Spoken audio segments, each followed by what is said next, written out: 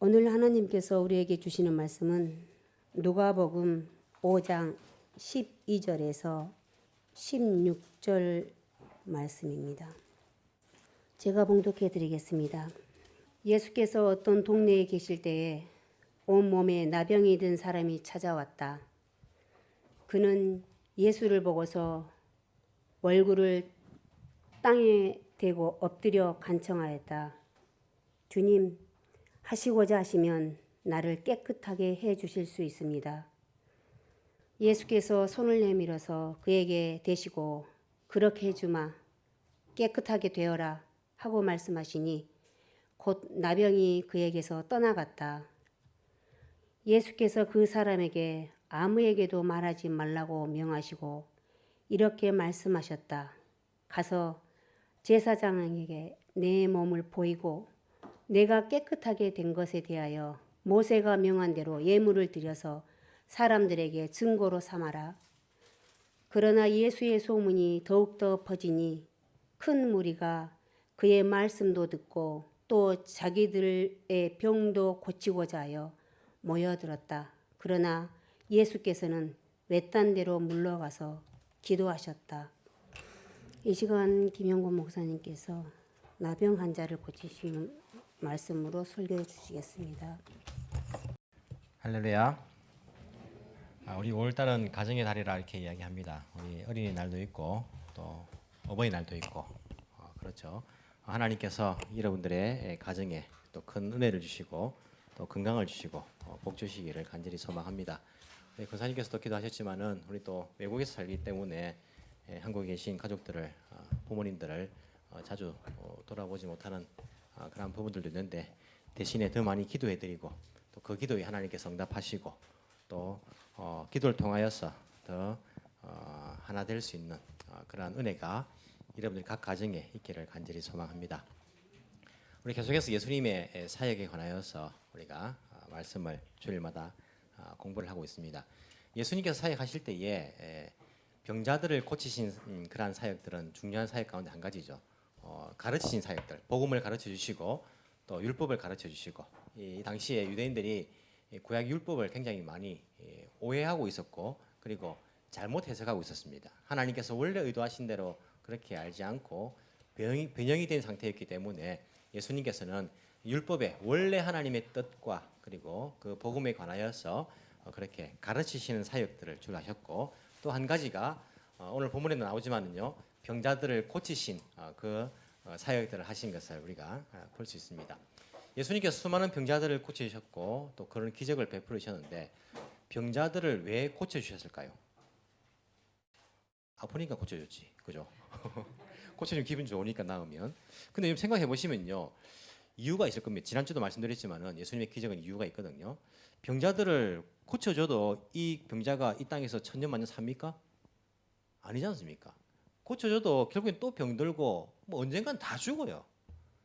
고쳐줘도 죽는단 말입니다. 예수님께서 병자를 고쳐주신 것이 이 땅에서 천년만년 살아라, 건강하게 오랫동안 장수해라 라는 그런 이유에서 고쳐주신 건 아닐 거예요. 그렇지 않습니까? 그러면 계속 고쳐줘야 되잖아요. 안 죽고. 그게 아니라 예수님께서 병자들을 고치신 그 사건은 분명히 이유가 있을 것이다. 왜 고쳐주셨을까요? 여러분 생각에. 병을 고침받고 무엇을 깨달으라고? 무엇을 알아라고? 예수님께서 하나님의 아들, 구원자, 메시아인 것을 알아라고. 그 믿음을 가지라고 고쳐주신 거예요. 맞습니까? 맞죠, 그죠? 그게 목적이에요. 예수님이 어떤 분이신지를 알고 그 믿음을 가지라는 거예요. 믿음이 약한 사람들은 그것을 보고 체험하면서 더 큰 믿음을 가지라는 그러한 이유로서 병자들을 고쳐주신 거예요. 그러면 오늘날도 마찬가지겠다, 그죠? 우리가 여러분들이 만약에 병에 걸렸을 때에 주님 고쳐주십시오라고 할 때에 고쳐주신다면 어떤 이유일까요? 이 땅에서 천년만년 살아라고가 아니라 내가 그 기도 응답을 받았고 병 고침을 받고는 예수님께서 어떤 분이신 것을 알고 더 큰 믿음을 가지라. 거기서 예수님께서 그런 것들을 우리에게 체험하게 하신다는 것들을 알 수 있습니다. 그래서 요한복음에서는 기적이라 하지 않고 뭐랍니까? 표적이라죠. 표적. 시그널, 사인이라 이렇게 말하는 거예요. 무슨 표적입니까? 예수님이 메시아이시다, 하나님의 아들이시다라는 것들을 알게 하기 목적으로서 이 병자들을 고쳐주셨다라는 것들을 알 수 있습니다. 오늘날도 마찬가지죠. 똑같습니다. 여러분들이 병을 고쳐주십시오라고 할 때에 그 이유는 목적은 예수님이 어떤 분인 것을 체험하기, 믿음이 더 좋아지라는 거예요. 우리가 사업을 위해서 합격을 위해서 또 뭐 취업되는 것을 위해서 기도했는데 그 기도를 들어주신다면 무슨 이유에서 들어주신 것입니까?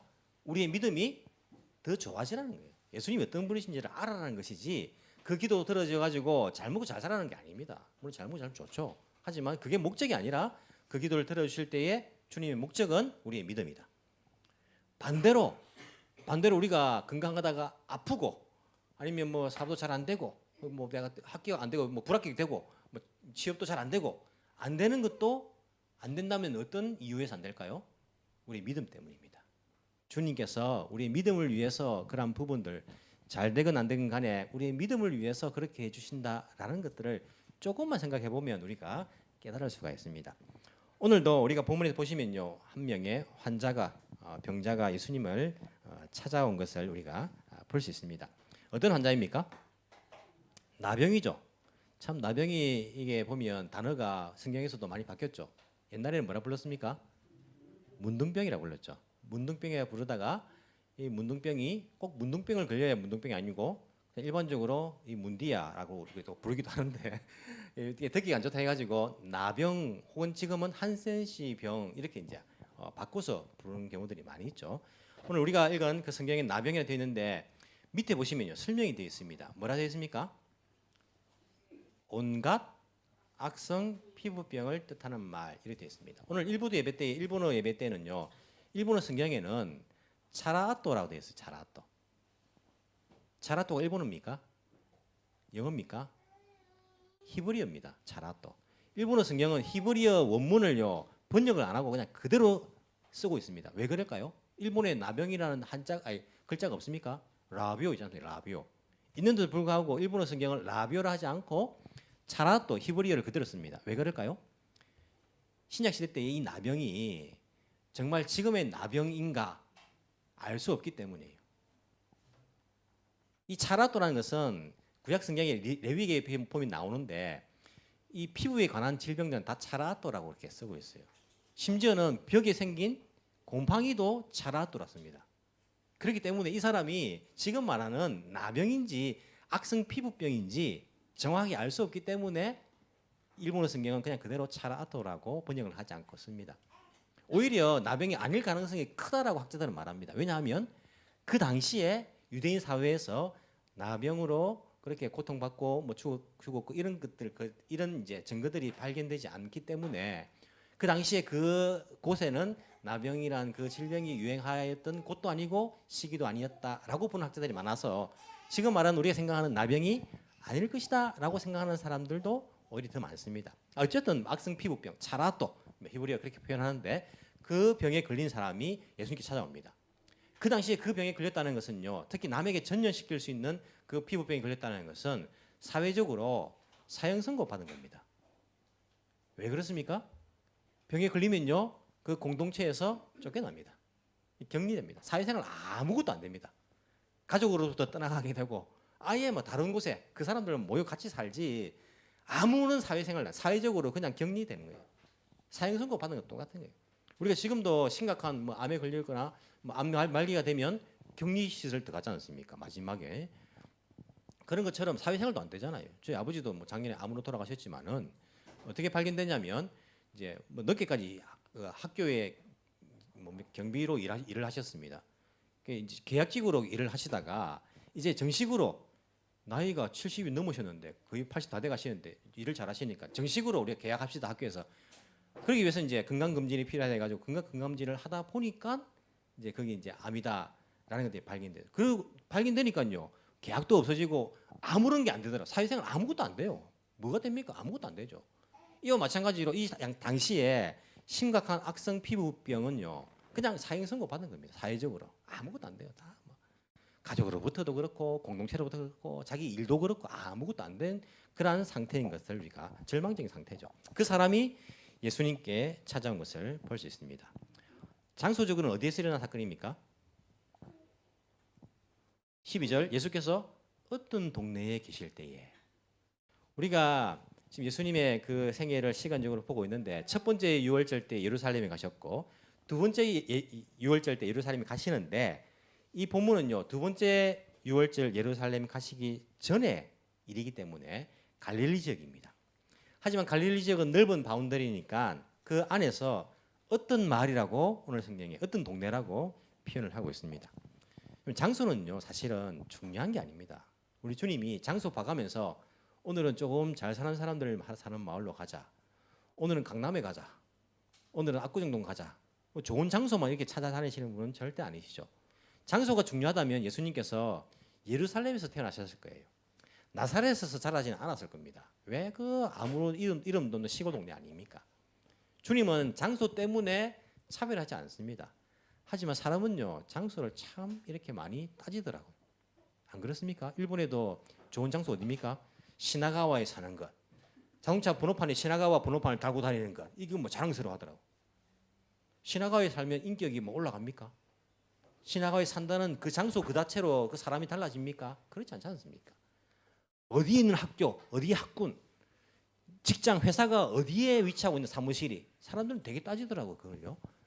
하지만 그 장소가 그 사람이 어떤 사람인가를 절대 말해주지 않습니다.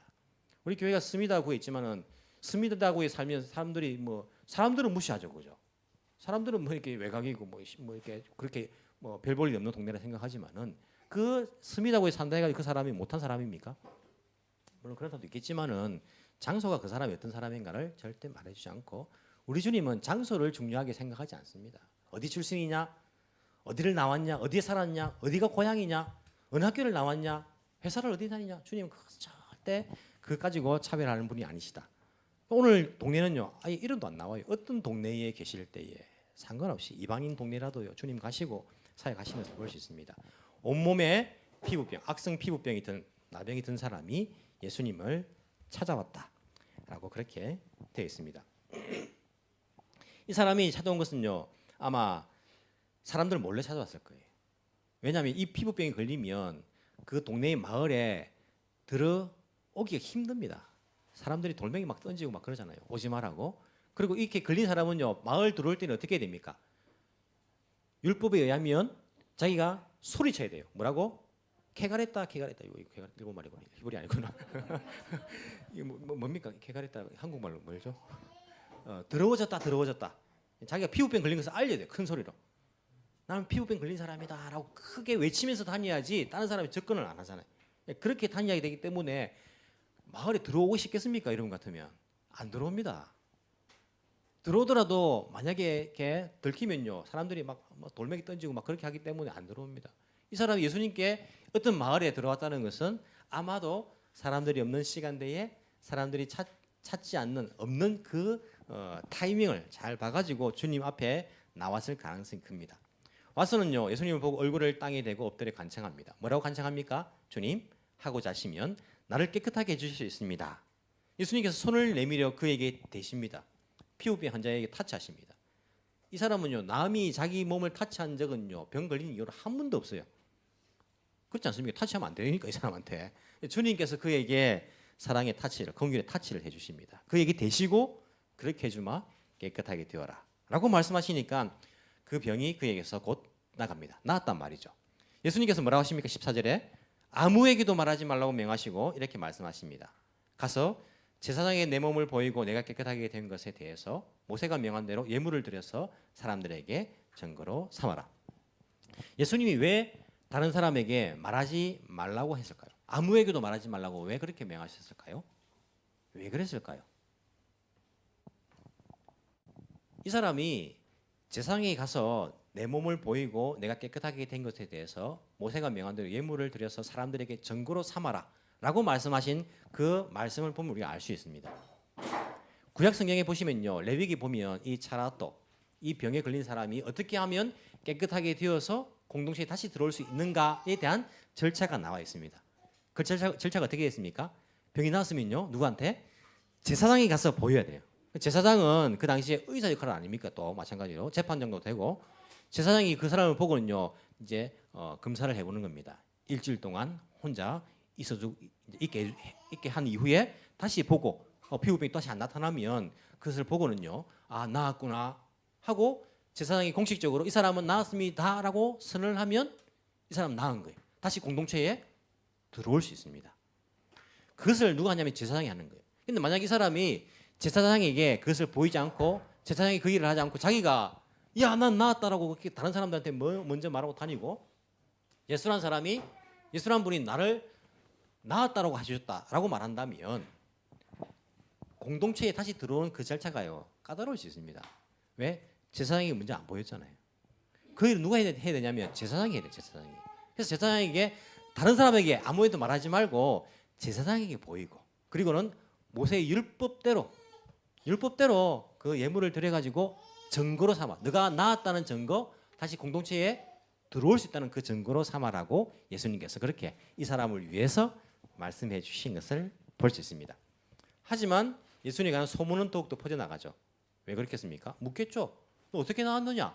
물으니까 당연히 예수님에 관한 소문이 퍼져나가니까 그 이야기를 들은 사람들은요. 말씀도 듣고 자기 병도 고치고자 예수님께 모여드는 것은요. 자연스러운 일일 거예요. 하지만 주님은 어떻게 하십니까? 그러나 예수께서는 외딴 데로 물러가서 기도하셨다. 이것도 이상하죠. 아 주님 그러면 자기를 찾아온 사람한테 말씀도 주시고 병도 고쳐주시면 되는데 왜 주님은 또 외딴 곳에 물러가서 기도하셨는가에 관한 것도 우리가 질문을 해볼 만한 것이라고 생각합니다. 이 사람과 예수님의 그 대화, 그 있었던 사건들을 우리가 보면요. 진정한 믿음이 무엇인가, 진정한 기도가 무엇인가를 우리가 알 수가 있습니다. 여러분 보십시오. 이 사람이 예수님께 어떻게 간청합니까? 만약 여러분이라면 여러분이 지금 심각한 질병에 걸려가지고 사회적으로 매장을 격리를 당했습니다. 그 예수님을 만납니다. 예수님께 간청을 합니다. 뭐라고 간청하겠습니까? 여러분 같으면 주님 낫게 해주십시오. 고쳐주십시오. 지금도 그렇지 않습니까? 지금도 우리가 아프면 기도할 때에 주님 고쳐주세요. 낫게 해주세요. 그렇게 기도하지 않습니까? 그렇게 간청할 것 같습니다. 이 사람은 어떻게 주님께 간청하고 어떻게 간청이 이제 기도하고 똑같은 거죠. 어떻게 기도합니까? 주님 하고자 하시면 나를 깨끗하게 해주실 수 있습니다. 오늘 보니까 주님 원하시면 나를 깨끗하게 해주실 수 있습니다. 라고 간청을 합니다. 누가 원하고 있는 겁니까? 자기가 병 낫도록 원하고 있는 건데 그 원하고 있는 그 소원을 누구에게? 예수님께. 예수님이 원하시면 낫게 해줄 수 있다라고 간청을 하는 거예요. 이게 올바른 기도이고 올바른 믿음입니다. 이 일에 관한, 이 나병을 고치는 것에 관한 그 주도권이 누구에게 있는가? 내가 원하는가? 주님이 원하시는가? 내가 원하는 것도 있지만은 주님이 원하시면 고쳐질 수가 있습니다라고 고백을 합니다. 주님께서 어떻게 대답합니까? 그래, 내가 원하니까 세번역에 그렇게 해주면 돼 있지만은 똑같은 단어를 씁니다. 13절에도 내가 원하니 깨끗하게 되어라. 주님이 원하시게 되고 주님의 소원대로 이 사람이 나음을 받는 것을 우리가 볼 수 있습니다. 그럼 믿음이라는 것은요 이런 것입니다. 사람들은 믿음에 대해서 오해를 합니다. 기도에 대해서 오해를 합니다. 내가 강한 믿음이 어떤 믿음이 강한 믿음입니까? 파워 있는 기도 어떤 게 파워 있는 기도입니까? 사람들은요 뭔가 물리적으로 막 이렇게 그때 보이는 것이 좀 강해 보이고 좀 파워 있어 보이면 그것이 강한 믿음이고 파워 있는 기도라고 그렇게 오해를 할 때가 많아요.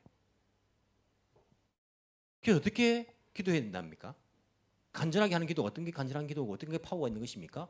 큰 소리로 막 우리가 주야 주시옵소서 물론 큰 소리로 할 수는 있다 했죠, 그죠? 하지만 불이 났을 때에 불이야 하듯이 이것은 누가 큰 소리를 해려서 하는 거 아닙니다. 불이 났는데 불이야 불이 났네 이렇게 말하는 게 이상하잖아요. 다급할 때는 큰 소리를 내는 거죠. 우리가 정말 다급할 때 큰 소리를 내서 기도하는 것은 당연한 것이지만은 쥐어짜서는 안 된다는 그게 강력한 기도로처럼 보여가지고 쥐어짜서는 안 되는 겁니다. 세금도 쥐어짜면 문제가 생겨요. 기도도 쥐어짜서는 믿음도 쥐어짜서는 안 된다는 것입니다. 우리는 기도할 때요 강력하게 보인다고 간절히 기도한다고 그것을 쥐어짜듯이 큰 소리로 그렇게 하는 기도를요 큰 힘 파워 있는 기도이고 큰 믿음이라 생각합니다. 주야 주시옵소서 쥐어짭니다. 보좌를 움직이는 기도, 어떻게 하나님의 보좌를 움직이는 기도입니까? 막 있는 대로 고함을 치가지고 그게 보좌를 움직이는 기도입니까? 아니지 않습니까? 그 기도를 들으면 하나님께서 아이고야 내가 자다 깜짝 놀랐다. 아이고 이 기도 안 들어주면 내가 큰일 나겠네. 겁먹고 막 들어주시는 겁니까? 주님은? 사탄을 우리가 명령할 때도요. 사탄아 물러가라 할 때도 예수 이름으로 명하노니 사탄아 물러가라. 에이 목사님 그렇게 작은 소리에 됩니까? 큰 소리에 물러가지. 큰 소리로 가면 물러가라 하면 사탄이 아이고야 목소리 커가지고 내가 깜짝 놀랐는데 내가 물러가야겠다. 시끄러워 안 되겠다. 물러갑니까? 만약에 그게 참된 믿음이고 참된 기도라면 목소리 큰 사람이 제일 믿음 좋은 거예요. 목소리 큰 사람이 제일 기도가 파워 있는 것입니다. 하지만 성경은 우리에게 그것을 가르치는 게 아닙니다. 어떤 기도가 하나님 들으시는 기도고 어떤 자세의 믿음의 믿음 생활이 하나님 원하시는 믿음 생활입니까? 산상수훈에도 나오지만은요. 심령이 가난한 자, 애통하는 사람, 주권을 주님께 드리고 주님 불쌍히 여기주십시오 나를. 겸손한 마음으로 간구하는 그 기도가 하나님의 보좌를 움직이는 기도가 아닐까요? 오히려 목소리가 큰 사람들이요. 교회에서 문제를 일으킨 경우들이 더 많습니다. 그게 좋은 믿음, 강력한 기도의 표본이 아니라 그 반대일 가능성이 더 큽니다. 주님 앞에서 겸손한 마음으로 애통하는 심령으로 주님 나를 불쌍히 여기십시오. 긍휼히 여기십시오. 주님께서 원하시면 나을 수 있습니다. 이러한 자세가 신앙생활 아닙니까? 내 꿈, 내 소원, 내 희망, 내가 간구하는 거 내 계획대로 하게 해주십시오. 이루어 주십시오. 그 주권을 자기가 가지고 있고 주님은 그냥 도와주십시오. 주님의 뜻은 내가 관심이 없습니다. 주님이 어떤 것을 원하고 있는지 나는 별로 관심이 없고 내가 원하고 있는 것, 내 계획, 내 뜻, 내 꿈 이것을 좀 이루어 주십시오. 그냥 도와주십시오. 주님은. 주권을 내가 가지고 있는 것. 여러분 주권을 내가 가지고 있으면 주도권을 내가 가지고 있으면 그게 믿음입니까? 그게 신앙생활입니까? 우리 신앙은요. 주도권 싸움이에요. 주님께서 그 주도권을 가지고 있느냐, 내가 가지고 있느냐. 내가 가지고 있으면요, 우리가 어떻게 그것을 신앙이라 할 수 있습니까? 그걸 어떻게 믿음이라 할 수 있습니까? 그걸 어떻게 기도라고 할 수 있고, 어떻게 간청이라 할 수 있습니까? 주도권을 주님께서 가지고 계셔야 주님께서. 그 뜻에 내가 따라가는 것이 믿음 아닙니까? 이게 신앙 아닙니까? 주권을 주님께서 가지고 계신 것이 주의 뜻대로 이루어지는 것이 우리가 이것이 기도가 아닙니까? 예수님께서 가르치신 기도도 그게 반복되잖아요. 하나님 아버지의 뜻이 하늘에서 이루어진 것처럼 땅에서도 이루어지는 거 내 인생 가운데 왜 그 땅에서 이루어지는 것을 내 인생은 빼버립니까? 내 인생 가운데서 주의 뜻이 이루어지는 것 아닙니까? 이게 신앙생활이고 이게 기도생활 아닙니까? 주님 보시기에 이 나병 환자가요 그것을 깨닫군요. 주님 앞에 말합니다. 주님께서 원하시면 내가 나을 수 있습니다. 반대로 하면 원하지 않으시면 내가 안 낫습니다. 우리가 학교 생활을 해도요, 뭐 직장 생활을 해도 내 뜻, 내 꿈을 가지고 이것을 도와주십시오가 아니라 주님께서 원하시는 것, 그것이 내 학업 생활 가운데서도 내 직장 생활 가운데서도 그것이 이루어지는 것, 이것을 간구하는 것이 올바른 믿음이고 올바른 기도가 되지 않겠습니까? 이 사람이 나았다는 소문을 듣고요, 정말 수많은 사람들이 모여듭니다. 특히 병자들이 많이 모여들었겠죠. 어떤 소원을 가지고 낫고 싶다. 나도 고침 받아야지. 내 뜻, 내 꿈이 있었을 것입니다. 주님께서는 오히려 피하십니다. 조용한 곳으로 가십니다. 하나님 아버지께 기도하는 그 모습을 보여주십니다. 우리가 남들이 뭐 이렇게 교회 가면 잘 된다는 이야기를 듣고요, 따라갑니다. 그럼 내 뜻을 이루어야지. 나도 내 소원을 이루어야지. 가지만은요, 그래도 됩니까? 안 됩니다. 기도해도 안 됩니다. 기도해도. 왜 안 됩니까? 내가 주도권을 가지고 있으니까 내 뜻, 내 꿈, 내 소원 주님 그냥 도와주십시오 하니까 안 되는 거예요. 이게 해봐도 안 되는 겁니다. 다른 사람들한테 간증합니다. 해봐도 안 되더라. 기도해도 안 되더라. 안 되죠. 왜? 주도권을 내가 가지고 있으니까. 주도권을 주님께 내드려야지 주님의 뜻이 내 가운데 주님께 드려야지 내가 구하는 대로 다 이루어지는 거죠. 그 주도권이 주님께 있을 때에 구하는 대로 다 이루어지는 것인데 주도권을 내가 가지고 있으면서 자꾸 구하니까 이게 안 이루어지는 거고 신앙생활에 체험이 없는 거예요. 나는 기도도 안 되더라. 안 될 수밖에 없는 것이죠. 안 되니까 오히려 그게 다행인 것이죠. 그게. 이 땅의 사람들은요, 아니 우리가 교회 다니는 사람들도 마찬가지. 영적으로 나병에 걸린 사람들이 많습니다. 영적으로 병들어 있습니다. 주로 하는 것이 무엇입니까? 내 뜻을 이루었다는 주도권을 내가 가지고 있어요. 신사 가는 것, 절에 가는 것, 다 사람들 보십시오. 5엔짜리를 넣으면서 뭘 합니까? 자기 뜻을 이뤄달라는, 내 꿈을 이뤄달라, 내 소원을 이뤄달라는 거예요. 장소적으로 신사, 절, 뭐 교회, 장소적으로 다르지 똑같아요.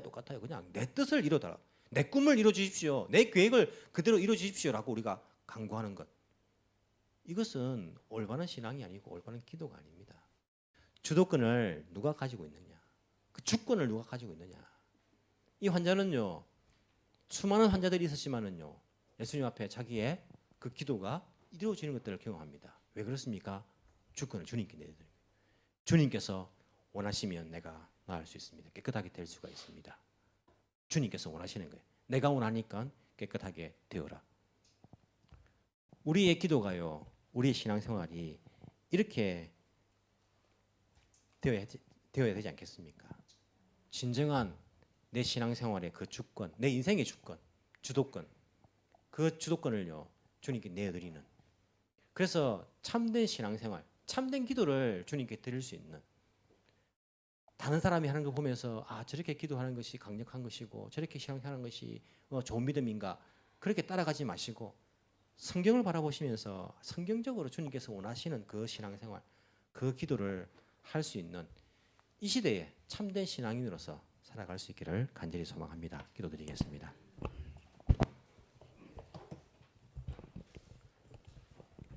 주님, 세상 만물의 주권은 성삼위 우리 하나님께 있음을 고백합니다. 그 사실을 또한 믿습니다. 하지만 우리가 살아가는 이 세상 가운데 내 인생의 주도권을 내가 가지려고 하는 그러한 경향들이 나에게 너무나 많음을 주님께 고백합니다. 주여, 우리를 불쌍히 여겨 주옵소서. 주님과 주도권 전쟁을 하지 않도록 성령이시여 우리를 주의 말씀에 복종시켜 주시고 주님의 뜻을 구하며 그 뜻에 순종할 수 있는 참된 믿음을 우리에게 허락하여 주옵소서. 이 세상에서 사람들은 모조품을 참 싫어합니다. 우리들도 모조품을 싫어합니다. 주님, 우리의 신앙이 주님 앞에서 모조품이 되지 않도록 참된 신앙이 되도록 성령 하나님께서 우리를 가르쳐 주시고 깨우쳐 주시며 인도하여 주옵소서. 감사드리며 살아계신 예수님 이름으로 기도합나이다. 아멘.